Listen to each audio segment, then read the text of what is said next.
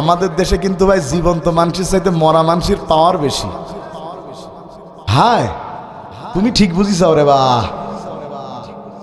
আপনি বলবেন যে হুজুর জীবন্ত মানুষের চাইতে মরা মানুষের পাওয়ার কেমনে বেশি? একটু দেখাবো ভাই, দেখাবো। আব্দুল গফুর সাহেব মারা গেছে 12 সালে। কয় সালে? হ্যাঁ, 12 সালে মারা গেছে আব্দুল গফুর সাহেব। 20 সালে বোমা মারা মামলার প্রধান আসামি আব্দুল গফুর। তার মানে আব্দুল গফুরের কত পাওয়ার, ও কবর থেকে বোমা মারে। কথা কয় না, কথা ঠিক। তাও 1-2 কেজি না, 96 কেজি। কথা কয় না কা। বগুড়ায় গেলাম আজ করতে 16 সালে। আব্দুল বাড়ি ভাই আমারে দেখাচ্ছে, সেখানে লেখা রয়েছে 40 জন মারা মানুষ 400 কেজি চাউল কাঁচা খেয়ে ফেলিছে। বিশ্বাস হয় ভাই? এ তো চিটাগাংয়ের জাঙ্গির হুজুর বাও পারবে না। ও জাঙ্গির হুজুর, তুমিও পারবে না। কিন্তু খবরের মধ্যে কি আছে পড়ে দেখলাম, 40 জন মরা মানুষের নামে 10 কেজি করে তাল তুলে জীবন্ত মরারা খেয়ে ফেলেছে। নারাই তাকবীর, আল্লাহু আকবার। এই 5 তারিখের পরে যৌথ বাহিনীর লোকেরা একজনকে অ্যারেস্ট করেছে, এক মেম্বার। প্রতারণার মামলায় কি প্রতারণা করেছে শুনলে হাসতে হাসতে মরে যাবেন। এই মেম্বার নিজে বেঁচে থাকতে নিজের বউয়ের নামে বিধবা ভাতার কার্ড বানাইছে। শহীদরা মরে না তার মানে কি? শহীদরা মরে না তার মানে হচ্ছে শহীদরা যত আগেই মারা যাক, কিয়ামত পর্যন্ত তাদের নাম আল্লাহ স্মরণে রাখেন। সুবহানাল্লাহ বলেন। শহীদরা মরে না। 1500 বছর আগে উহুদের ময়দানে শহীদ হয়েছেন হযরতে হামজা। কারবালার ময়দানে শহীদ হয়েছেন হযরতে হুসাইন। ওই মিশরের বুকে শহীদ হয়েছেন সাইয়েদ কুতুব হাসানুল বান্না। তাদের নাম আমরা স্মরণ করি কেন? দোয়ার মাধ্যমে আল্লাহ তাদের বাঁচায় রাখে। শহীদরা কখনো মরে না। এই পৃথিবী থাকবে যতদিন, শহীদদের নাম থাকবে ততদিন। এই বাংলাদেশ থাকবে যতদিন, আল্লামা সাঈদীর নাম থাকবে ততদিন। শহীদরা কখনো মরে? জোরে বলেন, শহীদরা মরে। এরপরে 4 নম্বরে শহীদ হবে যারা যত কষ্ট দিয়ে তাদের মারা হোক, রাসূলের হাদিস বলছে পিঁপড়া কাটার যন্ত্রণাও তারা পাবে না। আল্লাহু আকবার। পিঁপড়া কাটার যন্ত্রণাও তাদের দেয়া হবে না। দলিল নেন, রোম সম্রাটের সাথে মুসলমানদের যুদ্ধ লাগলো। সেই যুদ্ধে মুসলমানদের সংখ্যা 3000, কাফেরদের সংখ্যা 1 লক্ষ। একদিন নয়, 2 দিন নয়, এই যুদ্ধ চলতে চলতে 11 দিন এই যুদ্ধ চলে গেল। বাচ্চা দেখলো কোনোভাবেই মুসলমানদের হারানো যায় না। বাচ্চা এবার তার সেনাবাহিনীর বিভিন্ন ইউনিটের যারা প্রধান তাদেরকে ডেকে বলল, কি হলো তোমাদের? আমাদের অস্ত্র বেশি, আমাদের সৈনিক বেশি, আমাদের খাবার বেশি, আমাদের ঘোড়া বেশি, আমাদের সৈনিকদের যেন মনোবল না হারায় এই জন্যে মহিলা নর্তকী এনে রেখেছি। তারপরেও কেন আমরা জিতি না? অথচ মুসলমানদের সৈন্য নাই, খাবার নাই, অস্ত্র নাই, ঘোড়া নাই, কেন হারানো যায় না? প্রস্তাব দেয়া হলো কিছু গোয়েন্দা পাঠানো যাক, তারা সব কিছু দেখে এসে রিপোর্ট করবে মুসলমানদের কাছে এমন কি আছে যার কারণে মুসলমানদের হারানো যায় না। গোয়েন্দারা গেল, 3 দিন থাকবার পরে রিপোর্ট এনে কয়, রোম সম্রাট কার্জিয়াস, আমরা যেটা দেখে আসলাম এটার বাস্তবতার কারণে আমরা জিততে পারি না। যদি কিয়ামত পর্যন্ত আমরা যুদ্ধ করি, আমার মনে হয় আমরা মুসলমানদের হারাতে পারবো না।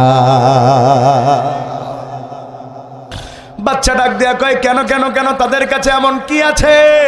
বলে, ও বাচ্চা, আমরা অস্ত্রের জোরে, সৈনিকের জোরে যুদ্ধ করি, খাদ্যের জোরে, আর ওদের তো খাবার নাই।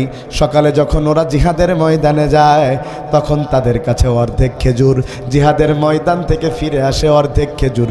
দুর্বার শরীর, রাতের বেলা ক্লান্ত না ঘুমায়া ওরা সেজদায় যে কাঁদতে থাকে। ওদের সেজদার মধ্যে যত চোখের পানি পড়ে ওদের শরীর তত আল্লাহ শক্তিশালী করে দেয়। এ বাচ্চা কার্জিয়াস, শুধু কি তাই নাকি, তাই নাকি, তাই নাকি? শোনো রে বাচ্চা, ওদের ঘোড়াগুলোর শরীরে এত শক্তি হয়ে যায়, ওদের ঘোড়াগুলো যখন ছোটা শুরু করে দেয় খালি ধুলা উড়তে দেখা যায়, ঘোড়া দেখা যায় না। বাচ্চা ডাক দিয়ে বলল, তাইলে ওরা কিসের শক্তিতে যুদ্ধ করে?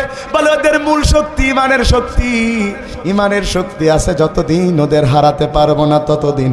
বাচ্চা ডাক দিয়ে কয়, তাইলে ওদের মধ্য থেকে একটা ইমানদার ধরে নিয়ে আসো, আমি দেখতে চাই তাদের ইমানের জোর কত। ওরা কয়, তা ধরে আনা যায়? কয়জন যাব বাচ্চা ধরতে? কয় 15-20 জন যাও, একজনকে ধরে আনো। ওরা দাঁড়ায় বলতেছে, বাচ্চা তালি তুমি যাও।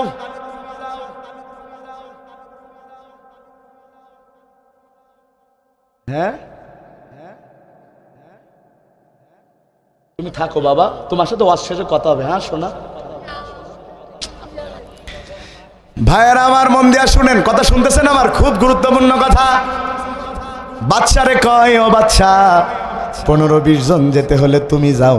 বাদশা কয়, এ কথা কেন? কয় 15-20 জন যাও মানে নিশ্চিত ওদের হাতে মরা, আর মরার আমাদের অত শখ নাই, পারলে তুমি যাও। বাচ্চা ডাক দেয়া কয়, কয়জন গেলে একজনকে ধরে আনা যায়? সৈন্যবাহিনী কয়, বাদশা যদি 10,000 যাওয়া যায় তাইলে একটারে ধরা যায়। সুবহানাল্লাহ কইলেন না? আসুক না যত বাধা, যত ঝড় সাইক্লোন, রাসূলের পথে মোরা চলবই, এ জীবন বাজি রেখে দিনের নিশান মোরা বাংলার আকাশে উড়াবই। মোরা কামানের মুখোমুখি দাঁড়িয়ে, মোরা কামানের মুখোমুখি দাঁড়িয়ে আল্লাহু আকবার বলবই। আসুক না যত বাধা, যত ঝড় সাইক্লোন, রাসূলের পথে মোরা চলবই, এ জীবন বাজি রেখে দিনের নিশান মোরা বাংলার আকাশে উড়াবই। আমাদের দেহে বহে জিহাদি রক্ত, প্রাণে প্রাণে বিপ্লবী ঝংকার, তাকবীরে তাকবীরে বাতিলের মসনদ, কত ভেঙে করেছি যে চুরমার, কত ভেঙে করেছি যে চুরমার। এই শিরবনত আল্লাহর কাছে শুধু নয় কোনো তাগুতের কাছে। ঠিক না বেটি? আল্লাহ ছাড়া আর কারো কাছে মাথা নত করা যাবে? বাদশা বলছে 10,000 লোক যাওয়া লাগবে একজনকে ধরতে। বলছে হ্যাঁ, 10,000 মানুষ গেলে একজনকে ধরা যায়। কয় কেন? কয় আমরা 10,000 মানুষ একজনকে ধরতে লাগে না, আমরাও জানি, কিন্তু যদি ওদের মধ্যে কেউ দেখে ফেলে খবর দেয় তাহলে ঘিরে ফেললে লড়াই করে ফিরে তো আসা লাগবে, এই জন্যে 10,000 লোক লাগবে। বাদশা বলল, আচ্ছা 10,000 যাও। 10,000 লোক নিয়ে রওনা দিয়েছে, কিন্তু সামনে দিয়ে যেতে সাহস করে নাই। তারা জঙ্গলের মধ্য দিয়ে যেতে শুরু করেছে, কারণ জঙ্গলের পশ্চিম পার্শ্বে মুসলমানদের একটা ইউনিট আছে, সেই ইউনিটে 301 জন সৈন্যবাহিনী আছে। কেন তারা সামনে না দিয়া পিছন দিয়ে গেল? কারণ যুগে যুগে বাতিলেরা যখন হকপন্থীদের সামনে ময়দানে লড়াই করতে না পারে সরাসরি, তখনই তারা পিছনের দরজা দিয়ে ষড়যন্ত্র করে ক্ষমতায় টিকে থাকে আর মাজলুমদের উপরে জুলুমের স্টিম রোলার চালায়। কথা ঠিক? জালিম যখন জনগণের সাথে না পারে তখন দিনের কাজ রাতে করে ফেলায় তাহাজ্জুদের রক্তে। ভাইয়েরা আমার, যখন তারা যে পৌঁছালো জঙ্গলের শেষ মাথায়, তখন মাগরিবের সালাতের আজান হচ্ছে। বলেন কোন সালাতের? আজান শুনতে ভালো লাগে কি লাগে না? শুনে নেন সাতক্ষীরাবাসী, ইমানদার যারা আজান শুনলে ঘরে থাকতে পারে না, তারা মসজিদের দিকে দৌড়ায় যায় তারা। আর বেঈমান যারা আজান শুনলে মসজিদের পাশে থাকলেও লুকায়া লুকায়া চায়ের দোকানে ঢুকে ক্যারাম বোর্ড খেলে তারা। কবিরা প্রেমে খোঁজে কবিতা ও গানে, আমি যে প্রেম খুঁজি বেলালের আজানে। কবিরা প্রেম খোঁজে কবিতা ও গানে, আমি যে প্রেম খুঁজি বেলালের আজানে। আল্লাহ প্রেমের প্রেমিক যারা সে দলে আমায় কর গণ্য আল্লাহ প্রেমেরই জন্য আল্লাহ প্রেমেরই জন্য। আমার তারা যখন মাগরিবের সালাতের সময় সেখানে পৌঁছালো, আজান হয়ে গেল, কেউ একজন ইকামাত দিতে শুরু করেছে, তখনই ওই ক্যাম্প থেকে 300 জন বার হয়ে তারা 3টা লাইনে দাঁড়িয়ে গিয়েছে। এত সোজা হয়ে গেছে লাইন, ফিতা দিয়ে মাপলেও কোনো বক্রতা খুঁজে পাওয়া যাবে না। কাফের সৈনিকরা বলতে শুরু করেছে, দেখ দেখ দেখ কি একটা ধর্ম, কোনো লেফট রাইট করা লাগে নাই, হাতে কোনো লাঠি লাগে নাই, মুখ দিয়ে কি বলেছে, আর 300 জন মানুষ এতটা সোজা হয়ে গেছে, কোনো বাঁকাচোরা নাই। সালাত শুরু হয়ে গেছে, মাগরিবের সালাতের তেলাওয়াত আসতে না জোরে, আরো জোরে বলেন। তেলাওয়াত শুরু করে দিয়েছেন ইমাম সাহেব আব্দুল্লাহ বিন হুযাইফা, তিনি সূরা ফাতিহা পড়তে শুরু করেছেন। আপনারাও পড়েন, আলহামদুলিল্লাহি রাব্বিল আলামিন আর রহমানির রহিম মালিকি ইয়াউমিদ্দিন ইয়্যাকা না'বুদু ওয়া ইয়্যাকা নাস্তাঈন ইহদিনাস সিরাতাল মুস্তাকিম সিরাতাল লাযীনা আন'আমতা আলাইহিম গায়রিল মাগদুবি আলাইহিম ওয়ালাদ-দাল্লিন। আমিন বলেন। সূরা ফাতিহায় মজা আছে না নাই? 70 বছরের মুরব্বী এক ইমামের পিছনে 60 বছর ধরে সূরা ফাতিহার তেলাওয়াত শুনে কোনোদিন বলে নাই এক সূরার কয়দিন শুনবো, কারণ কিয়ামত পর্যন্ত বেঁচে থাকলেও সূরা ফাতিহা কখনো পুরানো হবে। চট্টগ্রামের প্যারেড ময়দানে আল্লামা সাঈদী সূরা ফাতিহার তাফসীর করেছে 5 দিন। এক তাফসিরে শত শত মানুষ এক মঞ্চে মুসলমান হয়েছে। সুবহানাল্লাহ। এখনো কত হুজুর সূরা ফাতিহার তাফসীর করে, কখনো এটার মর্যাদা কমে না না না। আরিফ বিন হাবিব সাহেবের সূরা ফাতিহার একটা তাফসীর শুনে চোখে পানি রাখতে পারলাম না। কি সুন্দর তাফসীর করেছেন। একই তাফসীর করেছেন আবুল কালাম আজাদ বাশার সাহেব, শোনার পরে চোখের পানি ধরে রাখতে পারি না। তার মানে যে যেভাবে আলোচনা করুক না কেন, কোনো দিন কোরআন পুরানো হবে। অথচ দুনিয়ার একটা গান 1 2 3 দিন 6 মাস যাওয়ার পরে মানুষ তো দূরে থাক, কুত্তায়ও শোনে না। কথা ঠিক। কিছু কিছু গান তো হাটে ঘাটে মাঠে চলে, গানের জ্বালায় বাজারে উঠা যায় না। গান কি আমার কাছে নাই গো বুবু কাঁচা বাদাম, এই গান শোনার মতো এখন কোনো মানুষ নাই। কিন্তু সূরা ফাতিহা কখনো পুরানো? 2 রাকাত সালাতে যখন তেলাওয়াত করেছে, কাফের সৈনিকেরা মন দিয়ে শুনেছে, ওরা অবাক হয়ে বলে এত সুন্দর সুর হয় নাকি। 3য় রাকাতে তো তেলাওয়াত আসতে, যখনই তেলাওয়াত আসতে শুরু করেছে কাফেরদের মনের মধ্যে ভয় ঢুকে গেছে। ওরা বলছে আমরা যে এসেছি মনে হয় মুসলিম সৈনিকরা টের পেয়ে গেছে, তাই আমাদের কেমনে ধরবে পরামর্শ করতেছে। ওদের মনের মধ্যে ভয় ঢুকিয়ে দিয়েছে কে? জোরে বলেন না কে? ভাই আপনাদের কষ্ট হচ্ছে বোধহয়, শেষ করে দেই। হ্যাঁ সারা রাত না, আপনারা থাইকেন, আমি তো চলে যাবানি আর কি। কাল আমার দিনের বেলায় মাহফিল রংপুর মিঠাপুকুর জোহরবাদ। কথা শুনতেছেন না ইনশাআল্লাহ? ভাইয়ার আমার মন দিয়ে শুনেন, কি হলো অবস্থা এবার। ওরা বললে অবস্থায় ধরা যাবে না, কি করা যায়? কই সবাই যখন চলে যাবে ক্যাম্পে, কোনো একজন যদি বাইরে থাকে তারে আমরা যে কৌশল করে ধরবো। কি সেই কৌশল?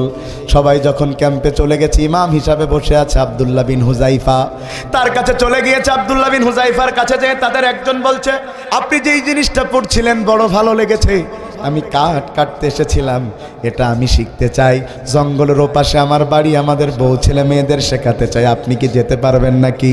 আব্দুল্লাহ বিন হুযাইফা ডাক দিয়ে বলে, আমাদের কাজই তো কোরআন শেখানো, চলো যায়। তিনি তো তখনও জানেন না তাকে ধরার জন্য জঙ্গলের মধ্যে লোক রয়েছে। তিনি যখন জঙ্গলের মধ্যে ঢুকে বের হতে শুরু করলেন, প্রত্যেক গাছের গোড়া থেকে একটা করে কাফের সৈনিক বের হয়। তিনি যখন জঙ্গল থেকে বের হলেন, পিছনে তাকায়া দেখে হাজার হাজার মানুষ, কাফের সৈনিক।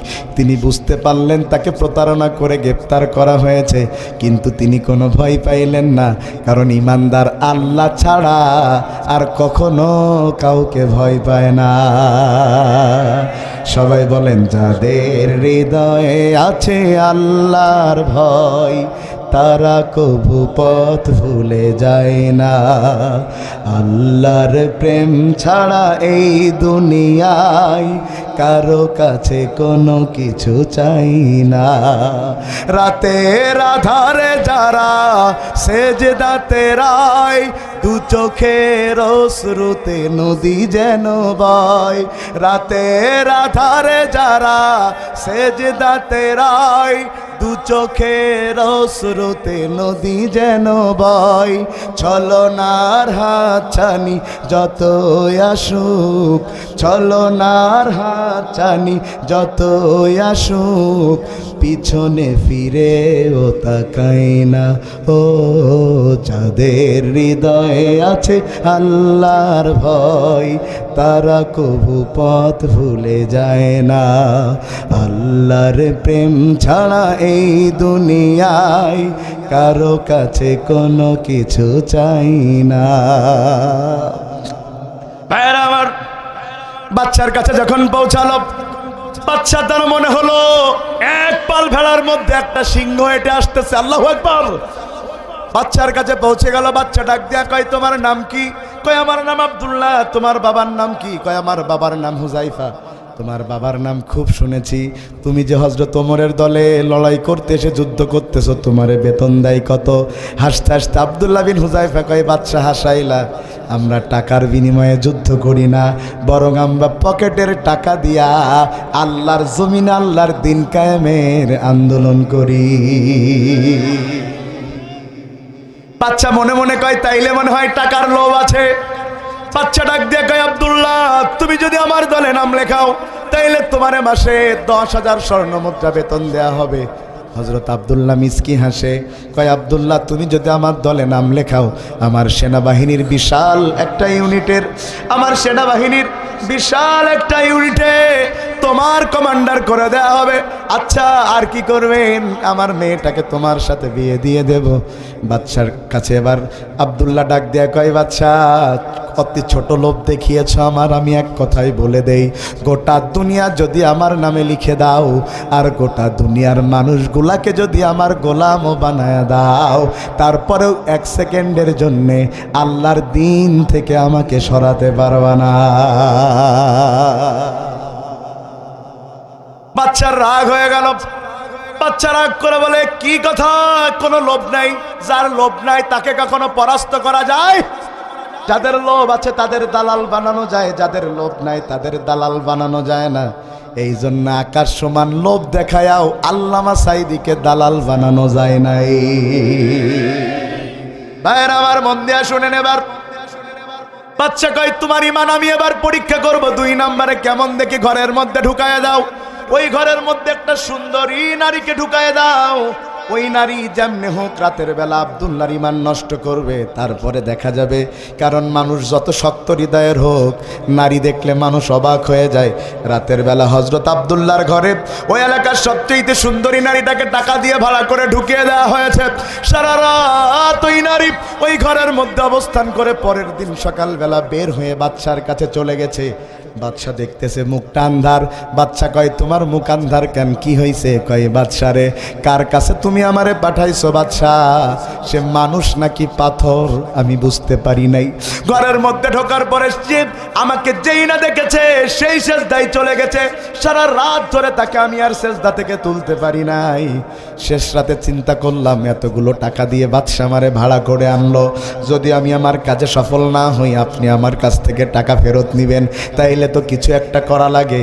নিজের পোশাক নিজে খুলে ফেললাম, উলঙ্গ হয়ে আব্দুল্লাহ বিন হুজাইফাকে জড়িয়ে ধরলাম। যখন তারা জড়িয়ে ধরলাম, হাউমাউ করে কাঁদতে লাগছে আর বলছে, আল্লাহ তুমি ছাড়া আমার কেউ নাই, কেউ নাই, কেউ নাই। আল্লাহ তুমি আমারে বাঁচায় দাও। আমার হৃদয়টা কেঁপে উঠেছে বাদশা। আমি সরে এসেছি, আমার সারা শরীরটা পোশাক দ্বারা আবৃত করেছি রে বাদশা। আর বের হবার সময় সিদ্ধান্ত নিয়েছি রে বাদশা, যেই ধর্মের লোকেরা রাতের আধারে একটা নারীকে একা পাওয়ার পরেও সমস্ত শক্তি থাকার পরেও ছুঁয়ে দেখে না, ওই ধর্মের চাইতে আর সেরা ধর্ম হতে পারে না। আমিও সেই ধর্ম গ্রহণ করে ইমানদারদের কাতারে নাম লেখানোর সিদ্ধান্ত নিয়ে ঘর থেকে বের হয়েছি। বাচ্চা অবাক হয়ে বলে, কি করতে চাইলাম, কি হলো? চাইলাম ইমানদার একটা কমাবো, ইমানদার একটা বেড়ে গেল। সুবহানাল্লাহ কইতেছে করে না, একটু কথা না বললে নয়। আর আমাদের ইমান পরীক্ষার জন্য রাতের বেলা ঘরে নারী দেয়া লাগবে না। রাস্তায় একটা মেয়ে যাওয়া দেখলে আমরা যা করি, কথা কয় না কা, কথা ঠিক, কষ্ট নিয়েন না। রাস্তা দিয়ে একটা সুন্দরী বোন গেলে 12 বছরের বাচ্চা থেকে 80 বছরের বুড়ো এরম করে তাকাই থাকে। চাচা এত বয়স না দেখলে হয় না, কই আমার শরীরের বয়স হয়েছে, চোখের তো বয়স হয়নি। যুবক ছেলেরা এইভাবে দেখে, ভাই কি দেখো এইভাবে কেন? ওই হুজুর একবার তাকানি যায় যেন পলক না পড়ে, তাই ধরে রাখিছি। ওরে ভাই শুনেন শুনেন শুনেন, ওই যে কিচ্ছাটা বলছি একেবারে সহি কিচ্ছা। এখানে তো রাতের বেলা নারী ঘরে ঢুকায়া পরীক্ষা করেছে। আমাদের রাতের বেলা নারী দেয়া লাগবে না। কোনো পুরুষ মানুষও যদি একটা মেয়ে লোকের ছবি দিয়ে আইডি খুলে ও পাড়ার লালটুর কাছে পাঠায়, লালটু সারা রাত ঘুমোবে না।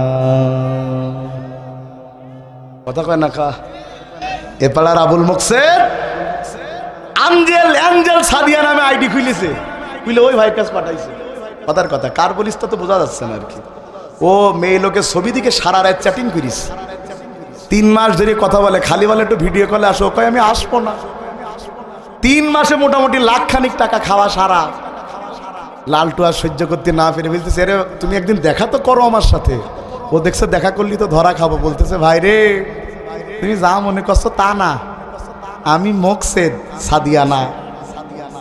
এত খারাপ লেগেছে, বুক জড়িয়ে দিয়েছে, দুনিয়া সব বেঈমান, সব বেঈমানে মরে গেছে। ছ্যাঁকা খেয়ে বেকা হয়ে পরের দিন যেয়ে জীবনে সিগারেট খায় না। বলছে চাচা একটা সিগারেট দাও। বলছে তুমি তো সিগারেট খাও না বাপ। বলছে ছ্যাঁকা খালি খাওয়া লাগে। কথা শুনতেছেন ভাই? অথচ মুসলমানদের ইতিহাস, মুসলমানদের ইতিহাস ভারতবর্ষ বিজয় করার ইতিহাস। আর ভারতবর্ষ তারা বিজয় করেছে কেন? একটা নারীর ইজ্জত রক্ষা করার জন্য। মুসলিম নারী নয়, খ্রিস্টান নারীর ইজ্জত রক্ষা করতে এসে পুরো ভারতবর্ষ মুসলমানেরা স্বাধীন করেছে। আজকে মুসলমানের ছেলেরা ধর্ষণ করে, ইফটিজিং করে, মুসলমানের ছেলেরা রাস্তার মোড়ে মোড়ে দাঁড়ায়া মুসলিম যুবক, হিন্দু যুবক যুবতী যে কোনো ধর্মের হোক, এই ধরনের কাজের সাথে যুক্ত থাকে যেই মুসলমানের সন্তানেরা, তারা নিজেদেরকে মুসলমান পরিচয় দিও না। এটা মুসলমানদের ইতিহাস নয়। মুসলমানদের ইতিহাস নারীর সতীত্ব রক্ষা করার ইতিহাস, নারীর সতীত্ব নষ্ট করার ইতিহাস নয়। ভাইয়েরা আমার, বাচ্চারা তো রাগ হয়েছে। বাচ্চা বলতেছে, দাঁড়াও তোমার ইমান লাস্ট অ্যান্ড ফাইনালি পরীক্ষা করে দেখবে কত শক্ত। বাদশা বলল, যাও আব্দুল্লাহ সবচাইতে কাছের মানুষটাকে ধরে আনো। গোয়েন্দা সংস্থার লোকজনেরা বলল, কেন বাচ্চা ধরে আনবো কেন? কই তার ইমান এখন আমি নষ্ট করব ব্ল্যাকমেইলিং পদ্ধতিতে। যেমন আমারে যদি ধরে নিয়ে যে আপনি আমারে মারেন, আমারে নথি স্বীকার করাতে পারবেন না, কিন্তু যদি আমার সামনে আমার ছোট 5 বছরের বাচ্চাটাকে মারেন, এটা কিন্তু সহ্য করা কঠিন। কথা কন না কেন? পৃথিবীর গোয়েন্দা সংস্থাগুলো এটা করে। যদি কাউকে নত করতে না পারে, তার আত্মীয় স্বজনকে ধরে আনে। এমনকি এটা আমাদের বাংলাদেশেও ঘটে। ভাইয়ের আমার, অনেকটা আমাদের দেশের বাংলা সিনেমার মতো। কি এর মতো? এই যারা বাংলা সিনেমায় খারাপ অভিনয় করে, এদের আপনারা হারামি বলেন না ভিলেন বলেন? ভাই হ্যাঁ, ভিলেন। ভিলেনের নাম ডিপজল, ভিলেনের নাম কি? কথা কয় না। ধরে এনেছে, অত নাম তো আমি জানি, ওই একটা জানি আর কি। ধরে এনেছে কি বলে আপনাদের কিরা সাকিব খান, এনে বলছে জমি লিখে দে। কথা শুনতেছেন আপনারা? ও বলতেছে লিখে দেবো না, বলছে ওর বাপ মা ধরে নিয়ে আয়, আরো কার কার ধরিয়ে আনে আর কি। এবার বাপ মা বলতেছে, এই আমাদের জীবন যাবে যাবে, খবরদার জমি লিখে দিবি নে। হয় না? এরপর দেখবেন কিভাবে যেন হিরোর হাতের সেই দড়ি বড়ি খুলে যাবে, ভিলেনের সাথে সেই ঢিসুম ঢিসুম মারামারি, ভিলেন যেই হেরে যাবে, যেই নায়ক গুলি করে মারতে যাবে, পুলিশ হাজির, হ্যান্ডস আপ। কথা কয় না কা? আমাদের দেশে সব কাজে পুলিশ লাস্টে আসে, খালি হুজুর ধরতে আগে আসে। কেন বলিস এবার বুঝতে পেরেছেন তো কথাটা? এই তো বুঝলি হইল। ভাইয়ারা আমার, আব্দুল্লাহ বিন হুযায়ফার সবচেয়ে কাছের মানুষ তার একটা বন্ধু, যেই বন্ধুর সাথে তার আমলের প্রতিযোগিতা চলে। আব্দুল্লাহ যদি 2 রাকাত নফল নামাজ পড়ে, তার বন্ধু পড়ে 4 রাকাত। তার বন্ধু যদি পড়ে 4 রাকাত, আব্দুল্লাহ পড়ে 8 রাকাত। যদি আব্দুল্লাহ একটা নফল রোজা রাখে, তার বন্ধু রাখে 2টা। তার বন্ধু যদি রাখে 2টা, আব্দুল্লাহ রাখে 4টা। সুবহানাল্লাহ বলবেন না? এমন কাছের বন্ধুকে ধরে আনা হলো। চেয়ারে বসে আছে কারজিয়াস, ডান পাশে হযরত আব্দুল্লাহকে রেখেছে, বাম পাশে তার বন্ধুকে রেখেছে, আর মাঝখানে টকবক করে তেল ফুটতেছে, চুলার মধ্যে গরম টকবক করে তেল ফুটতেছে। ডাক দিয়ে কয়, আব্দুল্লাহ, তুমি যদি ঈমান ছেড়ে না দাও, তোমার বন্ধুকে এই তেলের মধ্যে পুড়ায়া বারবিকিউ করে মেরে ফেলা হবে। ও পাশ থেকে বন্ধু ডাক দেয়া কয়, বন্ধু আব্দুল্লাহ, আমার মতো 1000 বন্ধু চলে যেতে পারে, কিন্তু কোনো ইমানদারের ইমান যেতে পারে না। যাচ্ছে মোর সব নিয়ে যাও, ঈমান আমার নিও না। ঈমান ছাড়া ও গো প্রভু মরণ আমায় দিও না, না।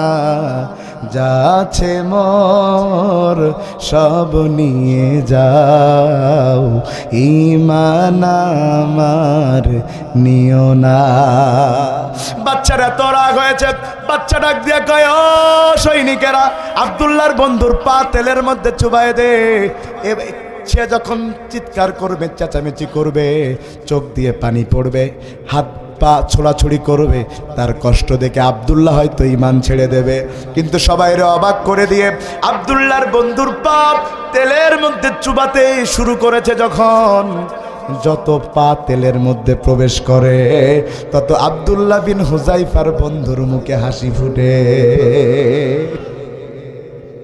বাচ্চার আগের আগে কয়, আরো ঢুকা।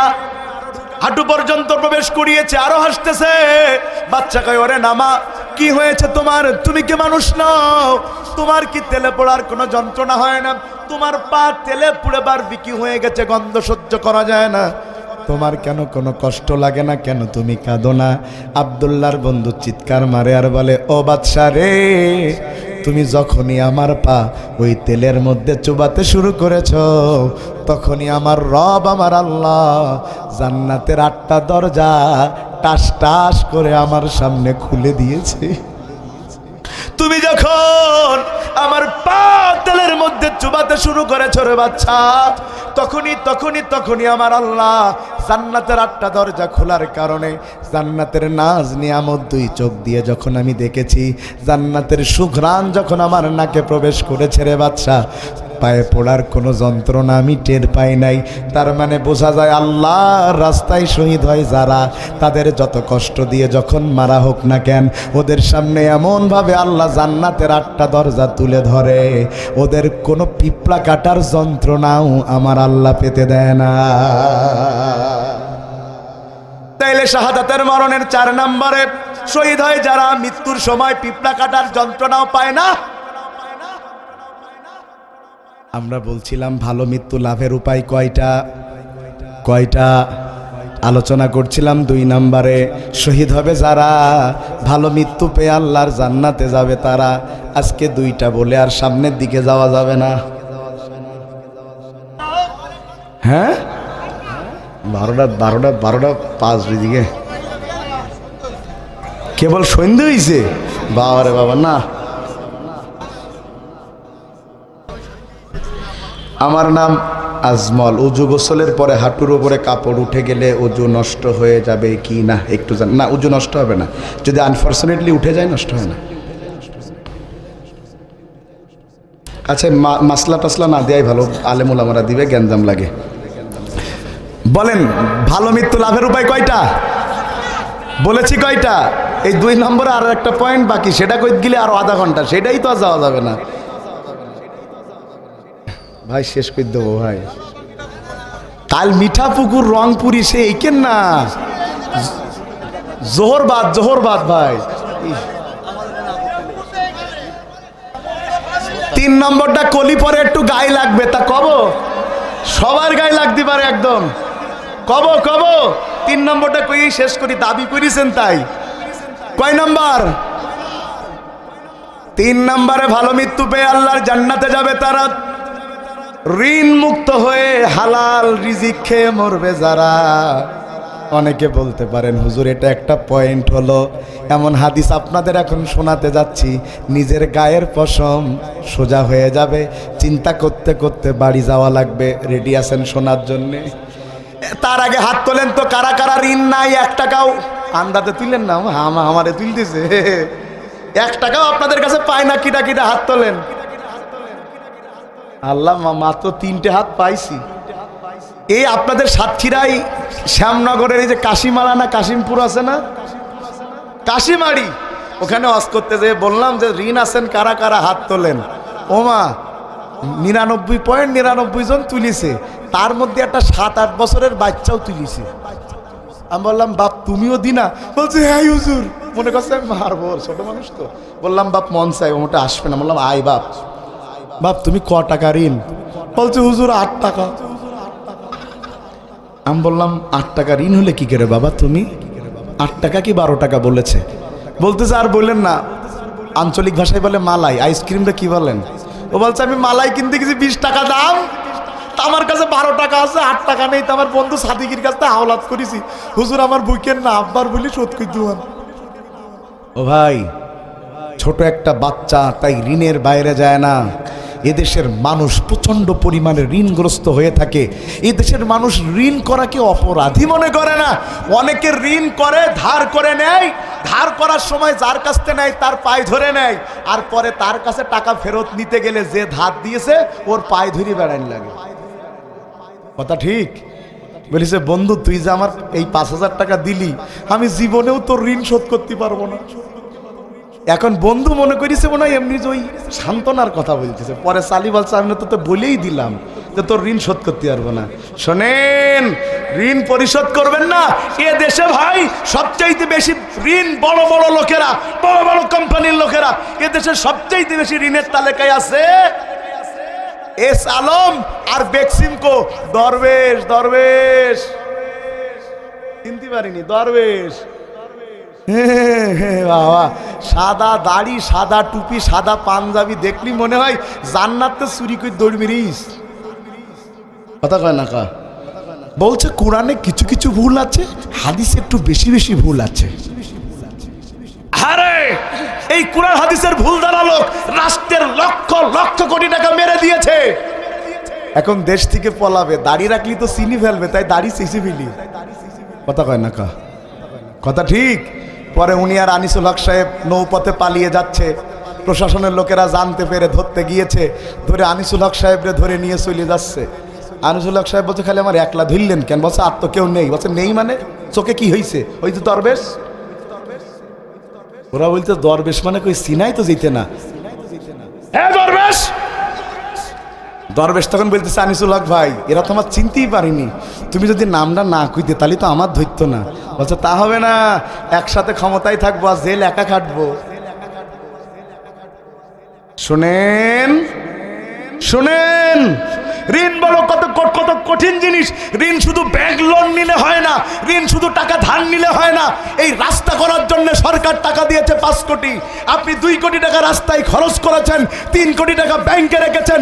এই রাস্তা দিয়ে যেই 50 লক্ষ মানুষ যাওয়ার কথা, আল্লাহর কসম ওই 50 লক্ষ মানুষের কাছে আপনি ঋণী হয়ে গিয়েছেন।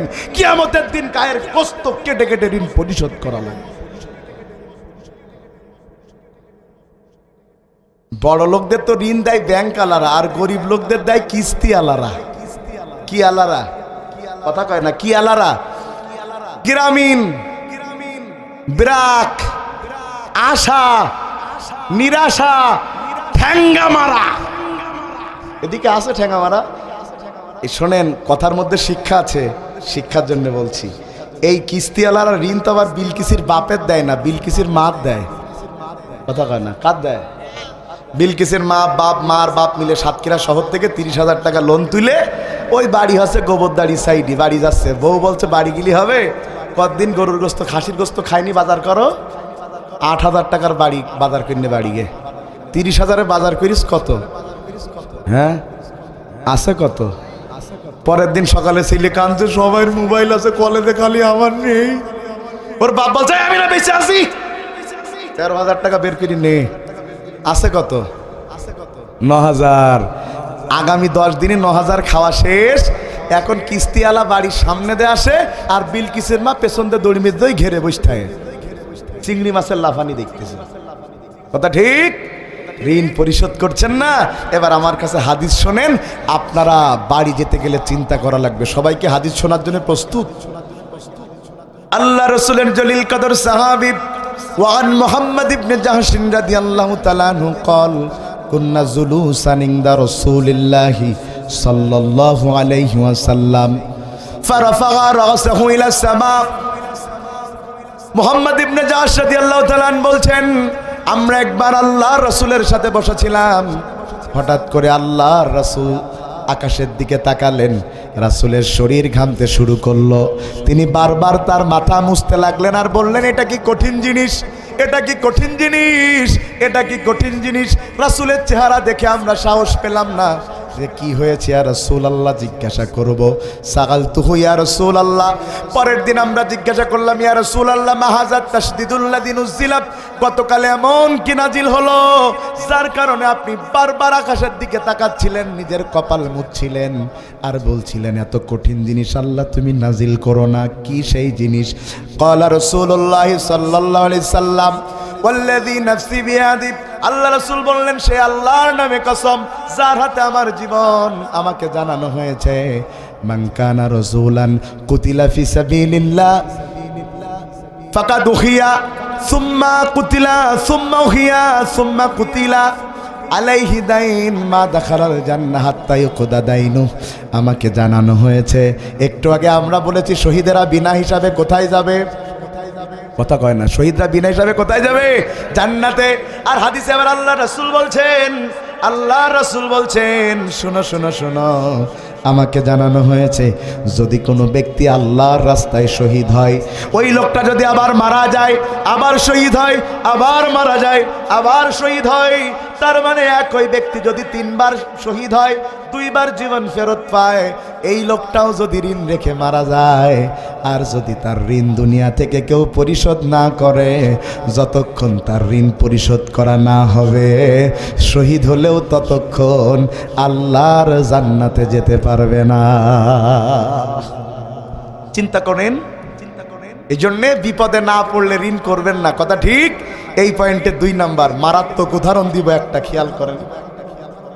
এটা কিসের বোতল? সবাই কন্যাকা ধরে নেন, একটা দুধের বোতল।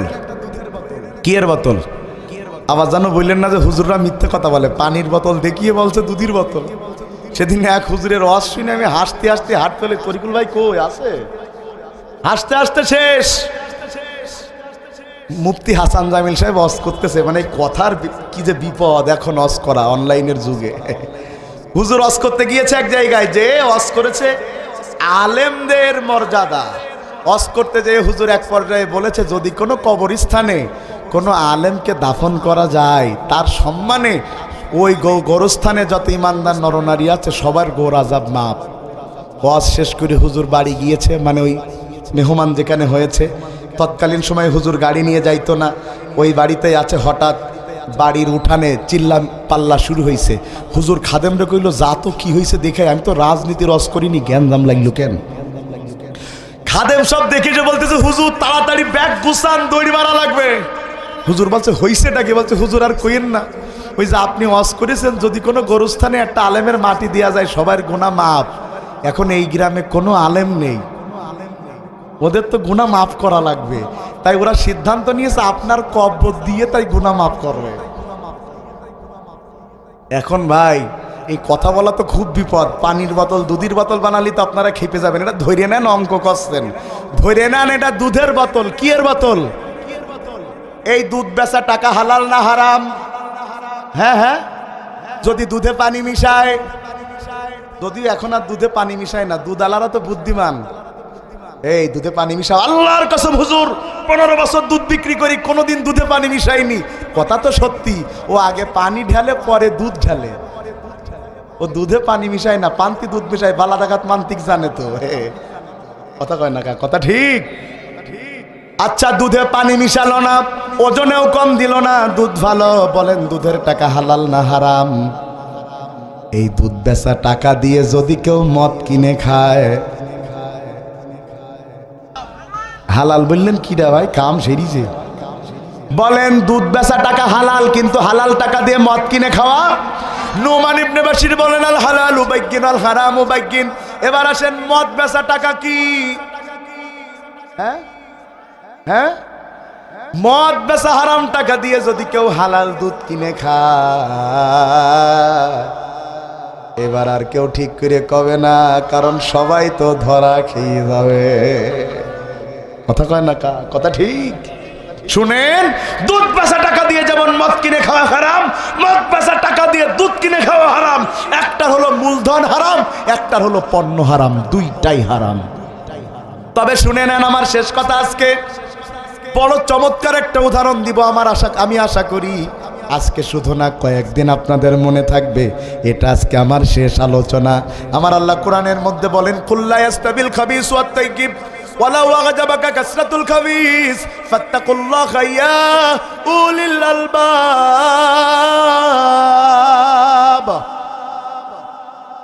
বলছেন নবী, আপনি বলে দেন হালাল আর হারাম কখনো এক হতে পারে না, পবিত্র আর অপবিত্র কখনো এক হতে পারে না। তবে আমি আল্লাহ বলে দিলাম, ওয়ালাউ আ'জাবাকা কাসরাতুল খাবিস, দুনিয়ার যত হারাম জিনিস আর অপবিত্র জিনিস চকচক করে হৃদয়ে টানে। কথা বলেন, কথা বলেন, কথা বলেন। তবে আল্লাহ শুরুতেই বলছেন হালাল আর হারাম কখনো এক হতে পারে। এবার যে উদাহরণটা দিব চমৎকার, খুব হৃদয় দিয়ে বোঝা লাগবে। মানুষটার নাম আব্দুল কুদ্দুস। কি নাম বলেন? কি নাম, কি নাম, কি নাম?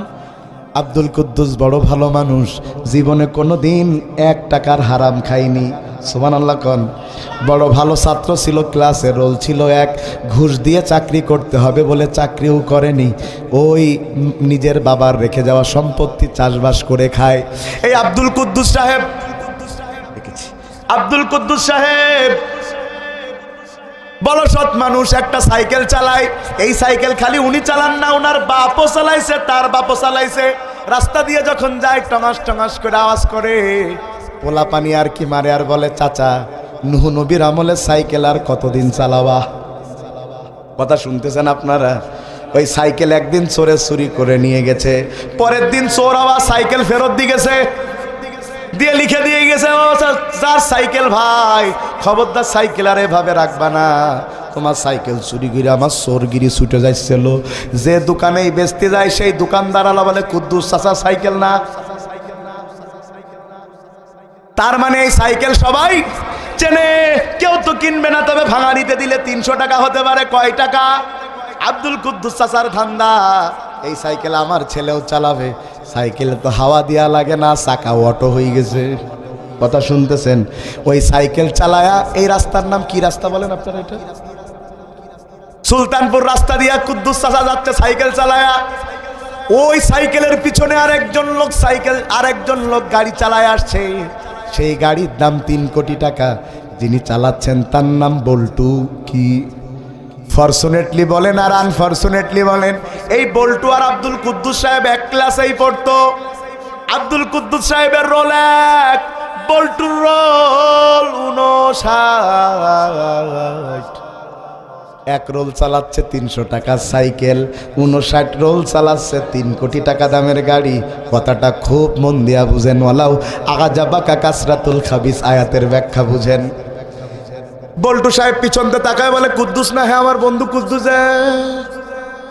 চলে গেছে গাড়ি নিয়ে, ওর সাইকেলের পাশে গাড়িটা রেখেছে, গ্লাস নামায়। একাই বন্ধু আব্দুল কুদ্দুস, ভালো আছো? আব্দুল কুদ্দুস কয়, তুই বল্টু না? হ্যাঁ। এ বল্টু, তুই জীবনে পরীক্ষায় পাশ করিসনি, গাড়ি পালি কনে? আব্দুল কুদ্দুসকে আবার বল্টু বলে, জীবনে যদি বুদ্ধি থাকে কত কিছু হয়, জীবনে যদি বুদ্ধি থাকে কত কিছু হয়। এবার আব্দুল কুদ্দুস বলতেছে, তাইলে আমার জীবনটা তো বেদানা, বাপের সম্পত্তি, আমার বাপের সম্পত্তি, আমি এত ভালো ছাত্র, 300 টাকার সাইকেল, তোর 3 কোটি টাকার গাড়ি, মনটা ভালো নাই। আব্দুল কুদ্দুস বাড়ি চলে গেছে, ওদিকে বল্টুও বাড়ি গেছে। ওলা ওয়াগাজাবাকা কাসরাতুল খাবিস কারে বলে, এবার 1 মিনিটে বুঝে আজকে আলোচনাটা শেষ করে বাড়ি যান।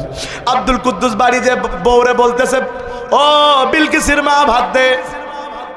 বিলকিসের মা বলতেছে, শীতকাল তো, তরকারিটা গরম করে আনি।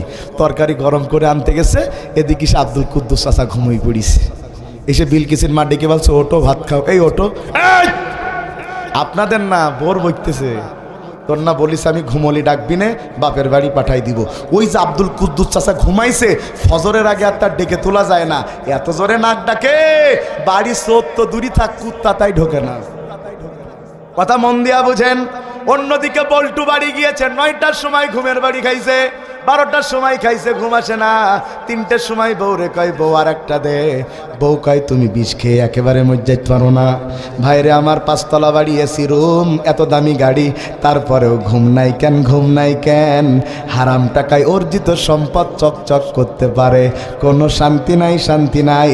বল্টু যত লোকের চোখের ঘুম নষ্ট করে এই সম্পত্তি করেছে, ওদের অভিশাপে আল্লাহ বল্টুর ঘুম কেড়ে নিয়েছে। সকালবেলা ঘুম থেকে উঠেছে আব্দুল কুদ্দুস চাচা, ওদিকে বল্টু উঠেছে।